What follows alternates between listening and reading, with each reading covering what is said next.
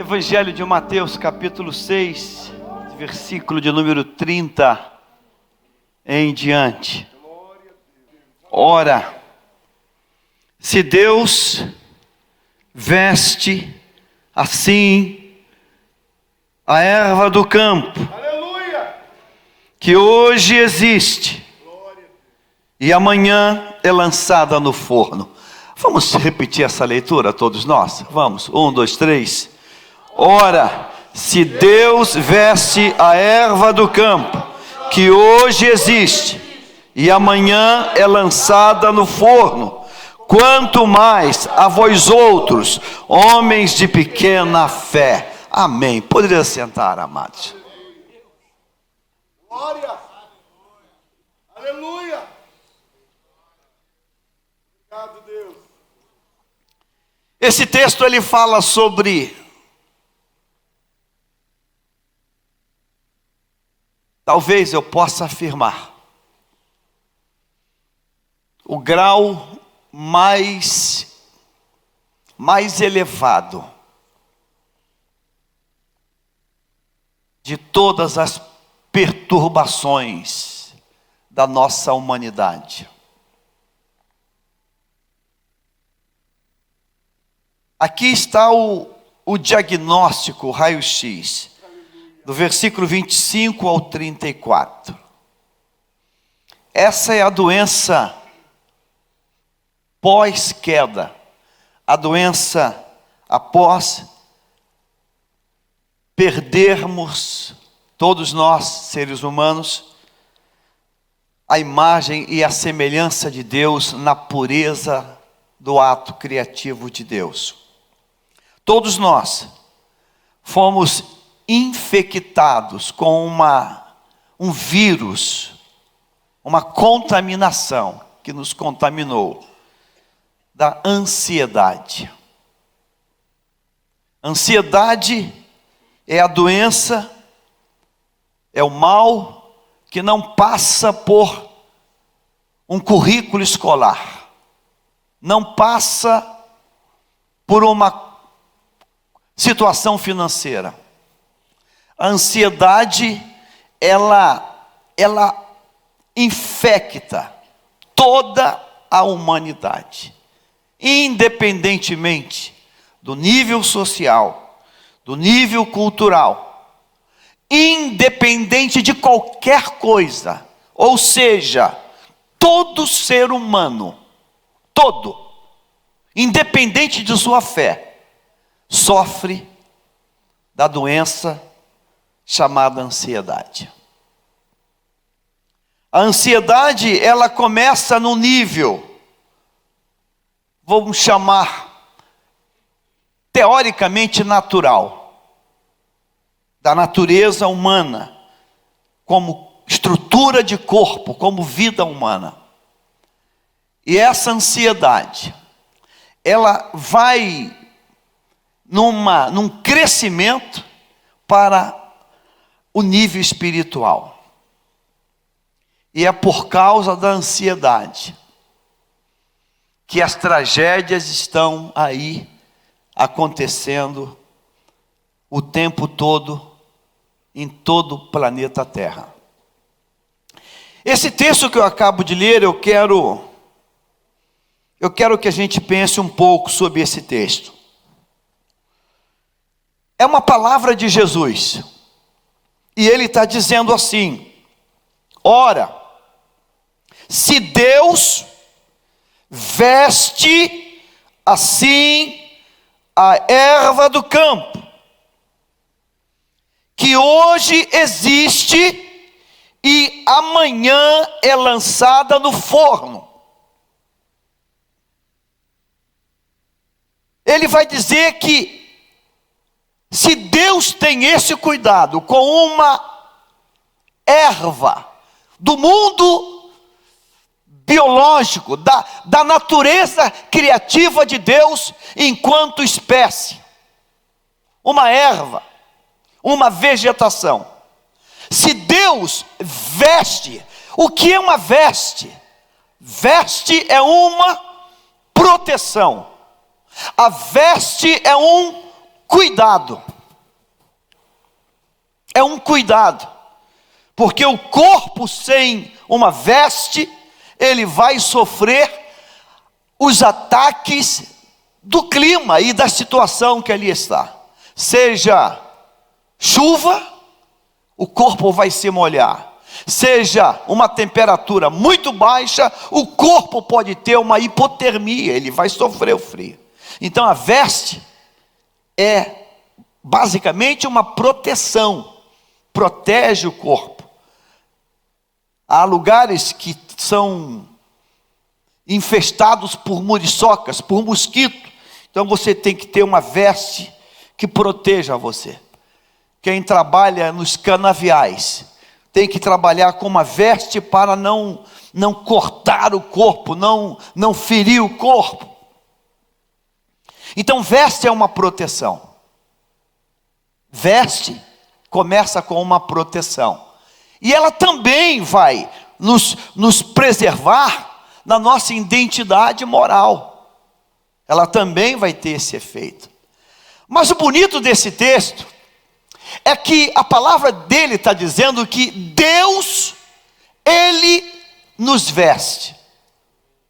E a vestidura não é algo padrão. Vestidura não é um elemento padrão que serve para mim, serve para você e serve para ela. A vestidura é algo distinto, pessoal, individualizado.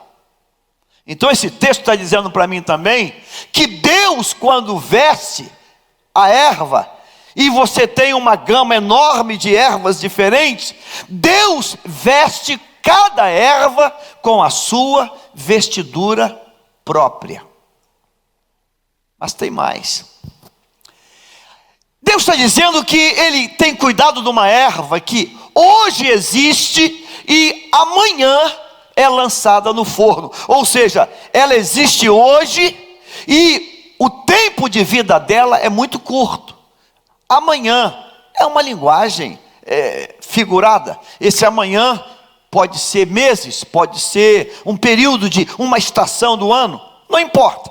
Esse amanhã fala de algo breve, é uma brevidade. Deus cuida de alguma coisa que é muito breve em termos de tempo de existência. Deus cuida disso.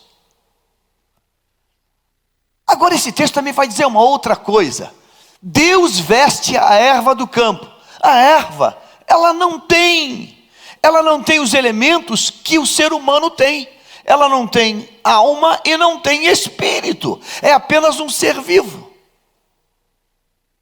Então esse texto está dizendo para mim e para você que Deus cuida de um ser vivo, que apenas existe, que não tem alma, que não tem personalidade e que não tem espírito e que não se relaciona com o divino.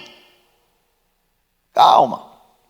Deus está dizendo para mim nesse texto que Ele cuida de alguma coisa que é descartável. Qual é o valor de um capim? Qual é o valor de uma samambaia? Qual é o valor de uma árvore, de uma sarça? Não sei. É uma vegetação. Faz parte do sistema da purificação do ar. Ok, tudo bem, mas é uma vegetação. Deus está dizendo nesse texto que Ele cuida de uma vegetação, de uma árvore. Para falar uma coisa mais profunda que Ele vai falar.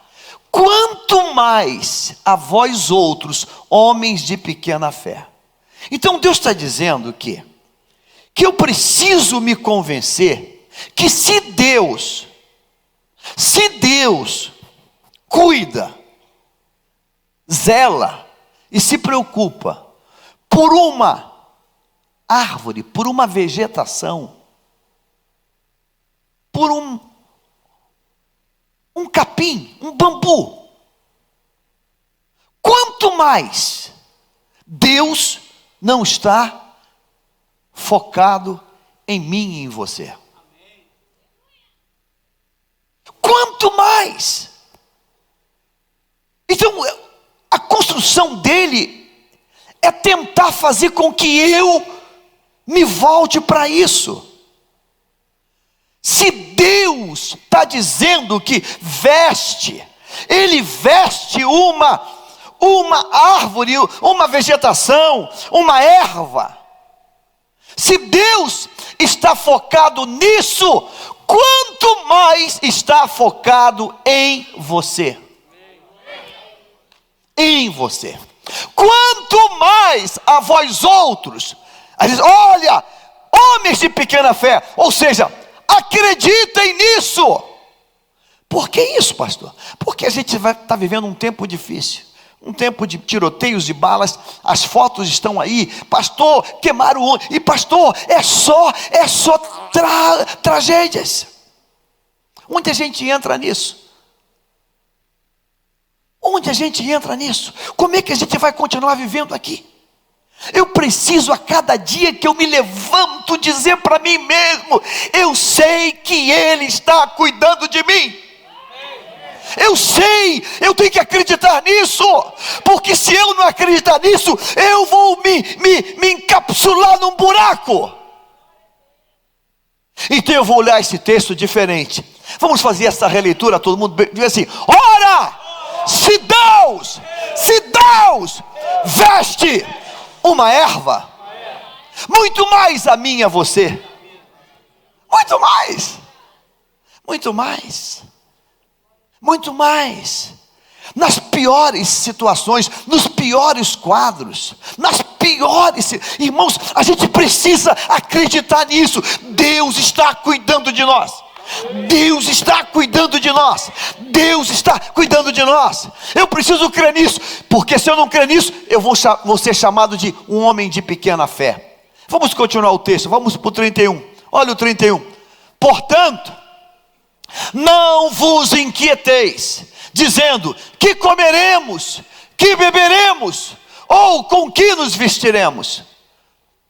Pastor, a gente depende pelo menos 3 vezes ao dia. Eu sei, eu concordo contigo.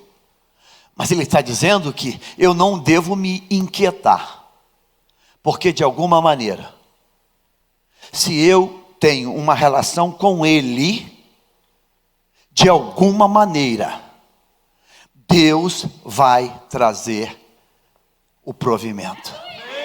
Vai trazer o provimento. Eu preciso dizer para mim, de alguma maneira Deus vai trazer o provimento, porque a palavra não mente, a palavra é verdade.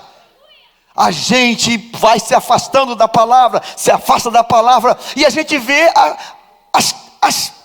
a gente vê os nadas diante de nós. E quando eu vejo nada, eu sou ocupado por esse nada. Há uma expressão dos extraterrestres que eu talvez até pudesse usar aqui: abduzido. Ou seja, é alguma coisa que foi tomada, sugada por isso. Irmãos, estamos vivendo um tempo de batalha espiritual. Se a gente não tiver uma aliança com Deus na palavra, nós seremos abduzidos pelo diabo. Por quê? Por que as pessoas estão cometendo suicídio? Porque perderam toda a esperança. Elas perderam toda a esperança que tem um Deus cuidando delas. Então eu tenho que dizer para mim: se Deus cuida da erva, muito mais cuida do ser humano. Amém? Vamos repetir assim: se Deus cuida da erva, muito mais de um ser humano. Quem assistiu ontem o jornal da televisão aí, noticiário, viu uma cena que eu falei: uau, meu Deus, o que é isso? Goiânia, alguém ganhou uma neném, e botou debaixo de uma árvore, jogou fora uma neném. Não sei quem viu isso na televisão. Uma neném de dias. Passou um rapaz. Irmãos, olha como é que Deus faz. Ele foi atraído por um embrulhozinho no pé de uma árvore. E quando ele foi no embrulho, tinha uma menina. Uma menina recém-nascida. Segundo a polícia e a UPA que chegou lá, a ambulância, disse que aquilo foi um parto normal, porque o corte do cordão umbilical foi mal feito. Então foi um parto normal. Uma criança. E o rapaz que pegou aquela criança, chamou lá o socorro veio, e a criança estava com muito frio, não sei mais o que, e cuidou, e ele pegou, e o guarda pegou no braço e apertou e se emocionou. E a criança foi levada para um orfanato, para saber, a polícia descobrir quem é a pai e quem é a mãe dessa criança. E não apareceu nem pai nem mãe. Aí o repórter entrevista: o senhor que achou a criança? Fala: fui eu que achei. Qual a sua emoção? Eu falei: ele se emociona, chora, eu sou o pai. E o senhor está pensando o quê? Não, eu pensei no nome para ela. Qual o nome? Vitória. Vitória. Essa menina vai ser chamada Vitória. Olha, tudo bem, se não aparecer nem pai nem mãe, o nome já está dado, Vitória. Irmãos, Deus cuida disso. Então, portanto, não vos inquieteis, dizendo: que comeremos, que beberemos. Irmãos, eu não sou dono de mim, eu tenho um dono, e o meu dono sabe o que eu preciso. Você podia dizer agora, diga assim: eu tenho um dono, e o meu dono sabe do que eu preciso. Eu tenho um dono, e meu dono sabe do que eu preciso. Ele sabe. O meu dono sabe do que eu preciso. E o meu dono não está distraído. O meu dono não está distraído. Você acha que foi uma coisa acidental? Joquebede bota Moisés num cesto, solta no rio. Ele tem tudo para morrer afogado. Ele tem tudo para morrer de fome. Ele tem tudo para ser engolido por um crocodilo. Ele tem tudo para perecer ali.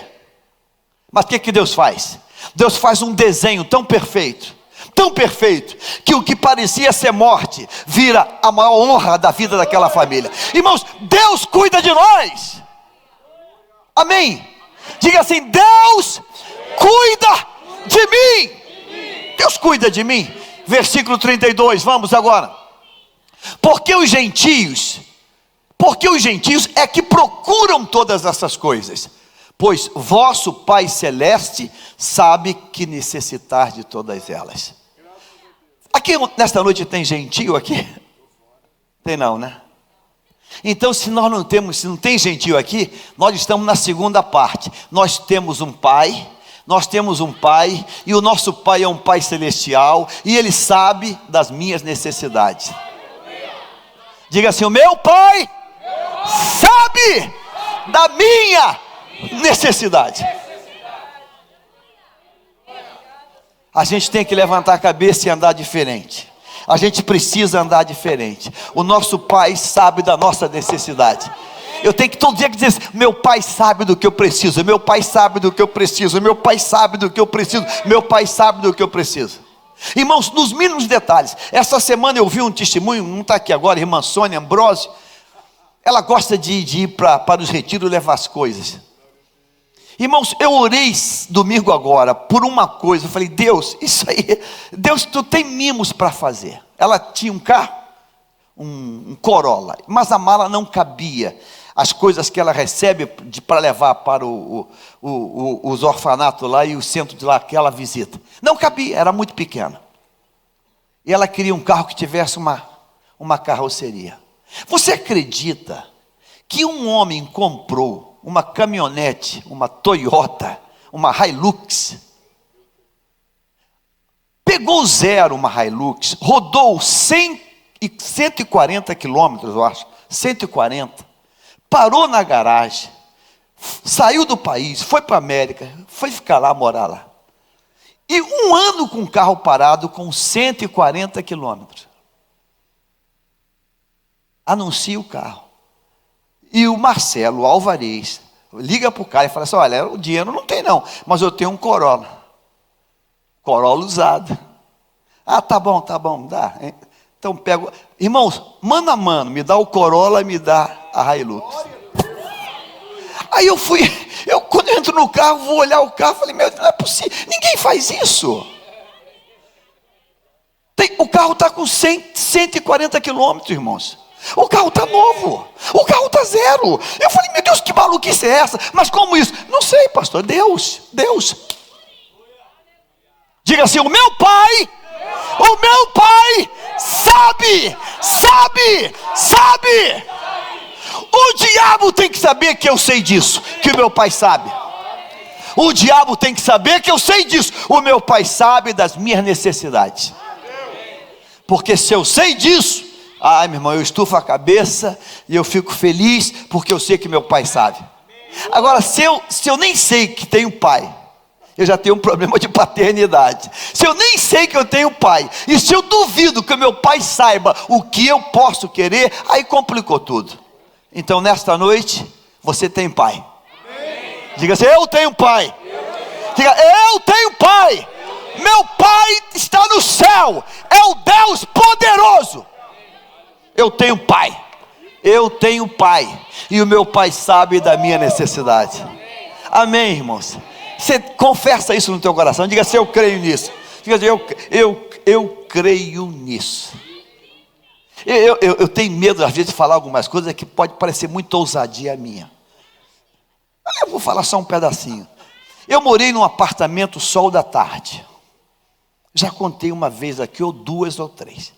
Eu chegava à noite, botava a mão na parede e tinha que tirar a mão. A parede pegava fogo. Tudo era quente dentro de casa, tudo era quente. O sol, à tarde, sexto andar, parecia que era maçarico naquele local. Eu não exigi não, falei: Deus, me tira daqui, mas me bota sol da manhã, Senhor. Eu quero sol, eu quero só pegar o sol da manhã, não quero pegar o sol da tarde. Mas Deus, eu não quero ninguém na minha frente não, fica chato. Tem açúcar, tem café, é chato você. Deus, não bota ninguém na minha frente não, Senhor. Você acredita que Deus fez exatamente isso? Não é que eu seja melhor não, é que eu acredito que eu tenho pai. Eu queria que você acreditasse que você tem pai. Eu queria que você acreditasse que você tem pai. Sabe por que o filho pródigo voltou? Porque ele acreditava que tinha pai. Porque quem não acredita não volta, mas quem acredita volta. E quem volta vive o melhor. Vive o melhor. Pai, eu sei que tu cuida de nós, da minha necessidade. 33, vamos para o 33 agora. Buscai, eu posso ouvir tua voz? Buscai, pois, em primeiro lugar o seu reino, a sua justiça. Diga: reino e justiça. Quanta gente vive nesta terra, nesses dias que passam tão rápido, buscando o reino dele, o reino dele, o reino dele, o reino dele, o reino dele. Irmãos, as portas vão se escancarando para você. As portas vão se abrindo, as portas vão se abrindo, as portas vão abrindo. Acredita nisso, por favor. Diga assim: Deus, eu quero buscar o teu reino, eu quero buscar o teu. O que é buscar o reino dele? É buscar os princípios, é buscar a vontade, é buscar a vida. Deus, eu quero te buscar, eu quero te buscar, eu quero ser instrumento no teu reino. As portas vão abrir para você. As portas, e as portas não se abrem quando nós temos um bom currículo, não, as portas se abrem quando você busca o reino. A chave que abre as portas não é currículo, é a busca do reino. E aqui hoje tem gente que eu podia mandar levantar e testemunhar, de mirar assim: meu Deus, não, isso aí só Deus podia ter feito. Só Deus podia ter feito. Só Deus podia ter feito. Aqui hoje tem alguns casais que Deus tem mudado histórias, não ganharam na loteria, não tiraram o prêmio da telecena, apenas buscaram o reino. Irmãos, buscar o reino é o caminho. Diga comigo assim: buscar o reino é o caminho. Buscar o reino é o caminho. Ah, se você acreditar nisso hoje. Irmãos, nós somos privilegiados. Eu não sei porque a gente vive com tanto pessimismo. A gente não, eu vou botar a gente para. É tanto pessimismo. Parece que nós não somos filhos do rei. Parece que nós não temos um pai. Irmãos, nós temos um pai tremendo, que sabe do que eu preciso. Sabe? Está terminando o período, deve estar me ouvindo hoje. Comandante Levi, Irmãos, o comandante Levi, durante um período, congregou nessa igreja, oficial da Marinha de Guerra, hoje já é Mar de Guerra. E um dia ele falou assim: pastor, me ajuda em oração. Surgiu uma vaga para a embaixada brasileira em Londres. Mas pastor, pastor, só Deus para fazer.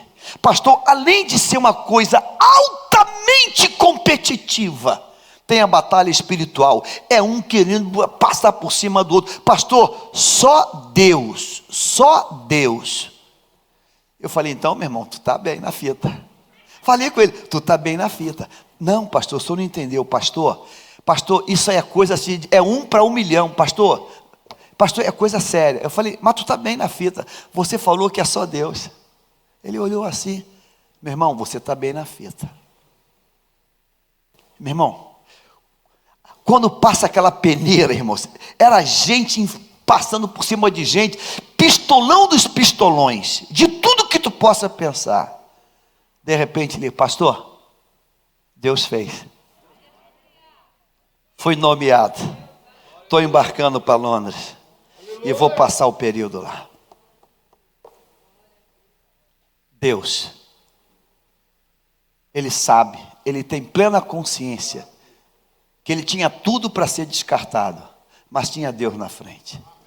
Você veio hoje aqui, você está aqui nos visitando, e eu quero dar para você a senha que vai mudar a tua história. Buscar o reino em primeiro lugar. Busca o reino. Se apaixona pelo reino. Se apaixona pelo reino. Se apaixona pelo trabalho do reino. Se apaixona pelas coisas do reino. Se apaixona. Irmãos, o maior patrão do planeta chama-se Deus. Não tem patrão melhor do que Deus. Não tem patrão melhor e mais lindo que Deus. Não tem. Ele vai te surpreender. Deus vai te surpreender. Se apaixone, busque, se dedique, se lance. E você: meu Deus, o que está acontecendo? Não busque resposta não. Deixa só ele fazendo. Que você vai ver coisa do infinitamente mais. Há anos atrás, talvez não posso precisar, 15 anos atrás, não sei. Eu dirigi um Ford Mondeo. Já estava meio caidinho, já estava com uns 5, 6 anos. Aí fui convidado, irmãos, para ir numa conferência de pastores no Juiz de Fora. Irmãos, tem coisa que eu estou falando isso, eu vou escandalizar alguém. Eu disse assim: Deus, eu preciso mudar de carro, Senhor. Aí eu conheci o meu querido, que veio para o Brasil, vindo da África, Marcelo Crivella, hoje prefeito, e tinha um Passat. Aí eu andei no Passat dele e falei: meu Deus, que carrão, Senhor. Carro forte, 200 e poucos cavalos. Eu falei: pô, essa é uma pegada forte. Puxa, gostei desse carro. Mas aonde arranjar um Passat? Onde conseguir um Passat? Irmãos, eu saio do Rio de Janeiro para uma escola de pastores, um seminário de pastores, Juiz de Fora. Quando eu estou entrando na cidade, bateu uma dúvida. Falei: meu Deus, e agora? Eu não sabia se era para lá ou para cá. Subi a serra toda. Uma agência de carro. Falei: vou parar, vou no toalete, na agência. De repente eles têm uns cafezinhos lá. A gente toma um cafezinho 0,800. Eu entro, paro o carro, entro na agência. O rapaz: oi, tudo bem? Falei: tudo. Não, banheiro. Ali, fui lá, tomei o banheiro, fui no banheiro, tomei um cafezinho. É uma agência Ford. Não tinha interesse nenhum por Ford. Quando eu chego no estacionamento para ir para o carro, tem um Passat verde metálico parado. Falei: lindo, que carro lindo, meu Deus, lindo, irmãos, lindo. Eu lembro, aí eu elogiei para o segurança: que carrão, hein? O homem fala assim: é do dono, da esposa do dono, ele está vendendo. Falei: não brinca. Da esposa do dono? Ele está vendendo. Aí eu volto lá, ele falou o nome da mulher, do dono, Fernando. Aí eu volto lá: o Fernando está aí? O diretor? Falei: tá. Tipo assim, conhece ele? Conhece. Já falou o nome? Aí vem ele: sim. Aquele Passat é da minha esposa. Ela leva para as crianças na escola. O senhor está vendendo? Tô. Vamos fazer negócio agora. Tu acredita que eu já voltei com o Passat? Eu falei: eu não sabia se ria ou se chorava. Falei, Deus, que coisa doida é essa? Como eu estava com alguém, uma pessoa trouxe o meu carro e já voltei dirigindo. E uma coisa de maluco. Eu já voltei dirigindo para depois fazer o pagamento. Coisa de Guedes. Quando eu soube que era para a igreja, eu falei, o carro não era para o meu nome, vai ser o nome da igreja. Não, está aqui, pastor. Está aqui a conta, faz o depósito. Falei, Deus, eu estou tentando hoje colocar uma sementinha dentro de você. Não olhe crise. Não olhe conjectura de mercado. Não olhe o que a notícia está dizendo. Por favor, não faça isso. Você tem um pai. Você tem um pai. E o pai cuida de você em todos os detalhes. O pai cuida de você. E esse pai vai te dar um presentaço. Já viu quando o pai dá um presente para o filho que ele nem acredita pelo tamanho daquele presente? Esse pai vai fazer isso por você hoje. Eu quero que você creia nisso hoje, em nome de Jesus. Pastor, mas como é que eu consigo atrair o coração do pai? Está aqui. Buscai em primeiro lugar o reino de Deus e a sua justiça, e todas as coisas vos serão o quê? Diga, todas as coisas. É simplesmente todas as coisas. Todas as coisas é simplesmente todas as coisas. Você entendeu isso? Amém mesmo? Então diga assim, todas as coisas é simplesmente todas as coisas. É só isso, todas as coisas. Eu quero hoje desafiar você a quebrar essa redoma, esse bloqueio, e se enxergar filho. Você não está num orfanato, você está na casa de Deus e você tem um pai. Então enche o pulmão de ar e diz, eu tenho um pai. Eu tenho um pai. O pai de que você tem, ele quer o melhor para você. Os pensamentos dele são pensamentos de paz. Os pensamentos dele para você são pensamentos de glória, e de bênçãos e de dádivas. Creia nisso, por favor. Por favor, acredite nisso hoje, em nome de Jesus. E quando você acredita nisso, você glorifica mais, você canta mais, você exalta mais, você celebra mais, porque você tem pai. Eu posso ouvir um amém nessa noite? 34, vamos para o 34. Portanto, não vos inquieteis. Eu posso ouvir a voz? Portanto, não vos inquieteis com o dia de amanhã, pois o amanhã trará os seus cuidados. Basta ao dia o seu próprio mal. Quem está no computador, Natan Spadarotti. Natan Spadarotti, grife essa expressão. Pois o amanhã trará os seus cuidados. Eu quero finalizar com um rema para mim e para a tua vida hoje. Eu posso ouvir a tua voz? Diga comigo assim, pois o amanhã trará. Natan, você consegue editar esse texto e jogar esse parágrafo, esse período aí para a linha de baixo, ali, clicar depois da vírgula, dar um enter para ele vir só para esta linha e botar basta ao dia o seu próprio mal embaixo? Consegue isso? Ai meu Deus, esse é o cara. Pois o amanhã trará os seus o quê?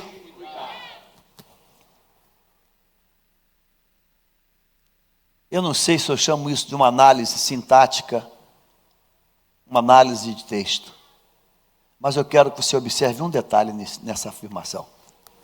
Diga assim, Jesus está dizendo que amanhã vai ter cuidado.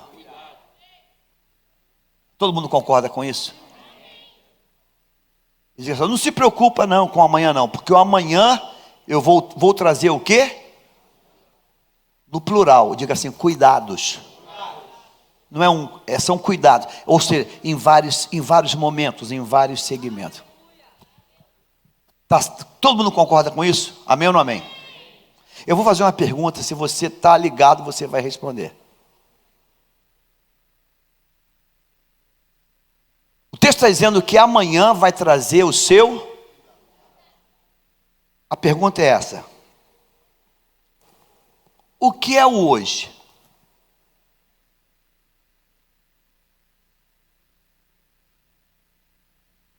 Não.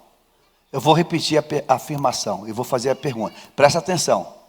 Ó, para pegar, hein? Esse é um rema. Amanhã trará os seus cuidados. Certo? O que é o hoje? Hã? Pastor Samuel quase foi na trave. Essa foi na trave. Diga assim, hoje. Diga assim, hoje é o amanhã de ontem.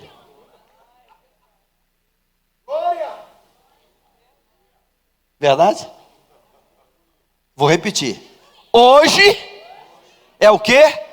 Hoje é o amanhã. Que dia é hoje? Hoje é terça, certo? Ontem que dia era?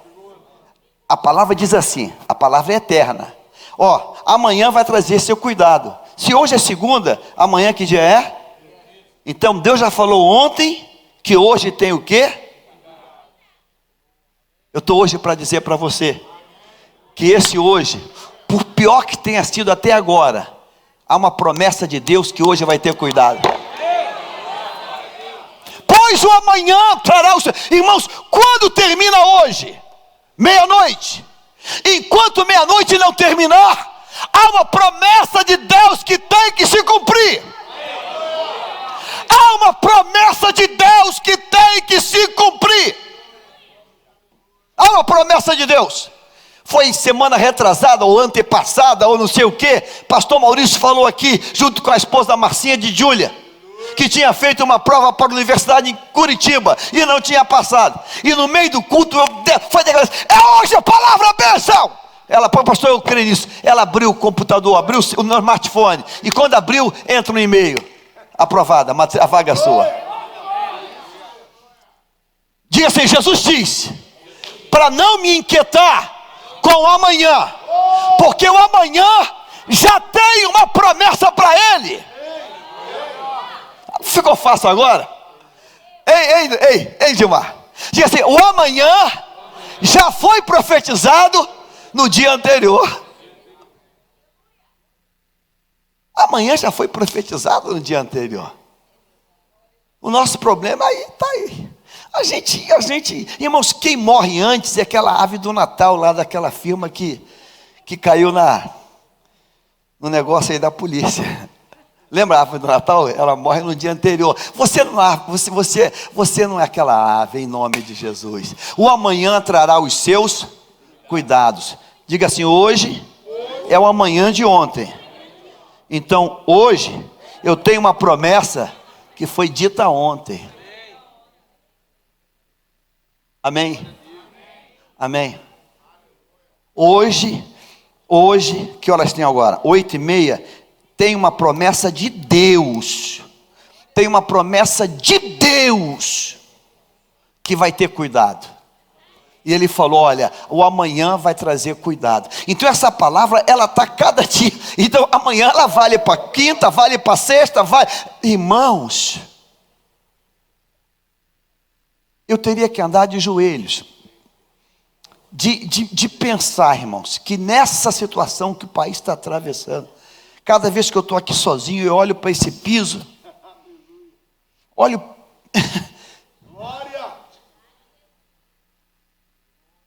não fomos para agiota, não fomos para bancos, não fomos para político. Aqui não tem um centavo de lava-jato, não tem um centavo de, não tem um centavo aqui não tem um centavo aqui. Nunca vão achar. Olha, não tem, não existe um centavo, um penny. E Deus foi fazendo. Vinha coisa que a gente não tinha como. Cadeira de plástico, você sabe, já ouviu isso? Quase 3.000 cadeiras. Pastor, a conta é tanto. Falei: a gente não tem esse dinheiro não. Mas como é que você pode pagar, pastor? Olha, 10 vezes. 10 vezes. Eu fui na fábrica com o pastor Gesiel Monteiro. Ele levou um susto. Falei: é 10 vezes. Não, meu amigo, é 10 vezes. Tá bom, pastor, pague em 10 vezes. E nós já pagamos. e viramos amigos. Hoje ele me liga para saber se quer mais cadeira. Irmãos, Deus é um Deus que cuida do seu povo.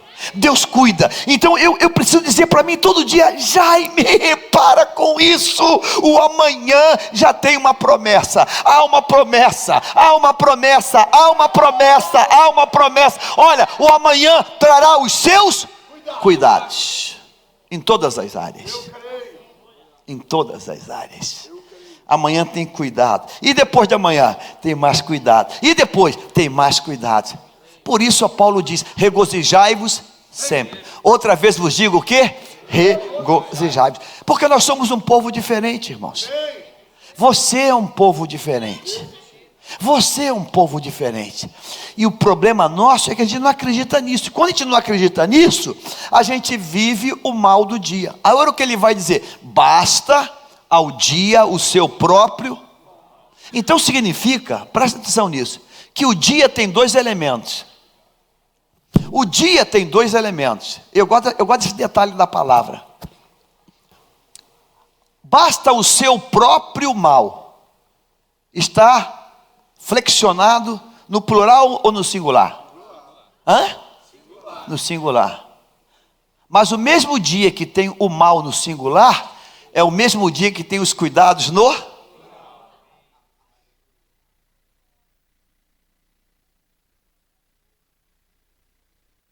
Você vai ficar com quem? Lembra daquele hino? De que lado você está? De que lado você está? De que lado você vai estar? Vai ficar do lado do mal ou vai ficar do lado dos cuidados? Eu recebi um zap aí, irmãos, que me mandou um jogador da NBA de basquete. Não sei quem recebeu. Quase que eu postei esse zap. Quem viu esse zap? Eu não sei se alguém viu esse zap. Um jogador, ele é da África. Da África. Irmãos, me permite esse termo, vou usar o termo. Pensa um negão que dizia que nunca teve sapato. Igor, você está aí, vê se acha esse vídeo aí daquele. Nunca teve sapato. Um negão, criado numa vila africana, que nunca teve um sapato. Pobre de passar necessidade e fome.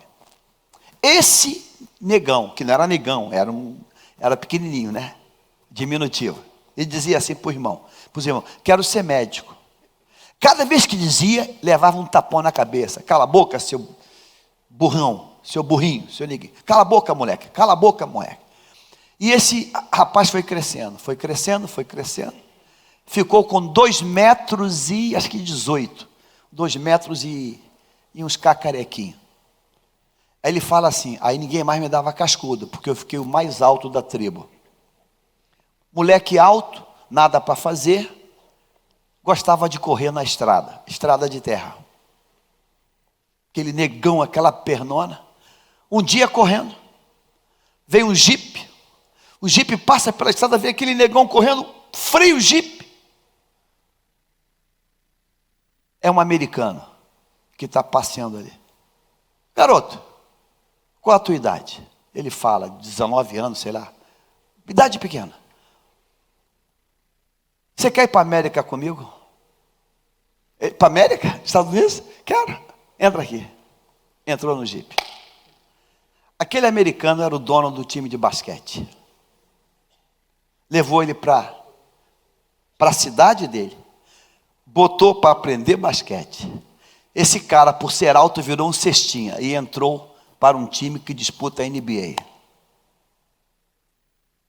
Esse moço falou na igreja do pastor Joel Austin, dando testemunho.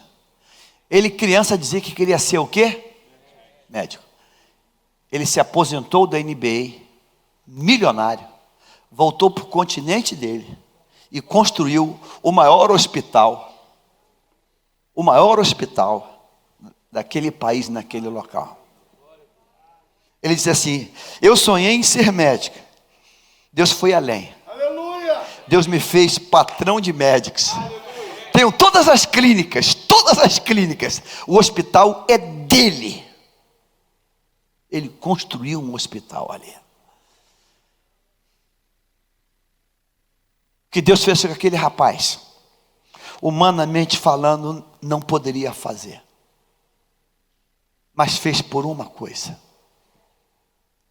A gente tem que acreditar mais no Pai que a gente tem. Você tem um Pai grande. Você tem um Pai grande. Você tem um Pai grande. Você tem um Pai grande que veste uma erva. O que não vai fazer por você? Aliás, falar em investir é a especialidade dele. Porque na queda do homem lá no paraíso, a primeira veste que foi feita na terra, foi ele que fez, para cobrir a vergonha do homem que caiu.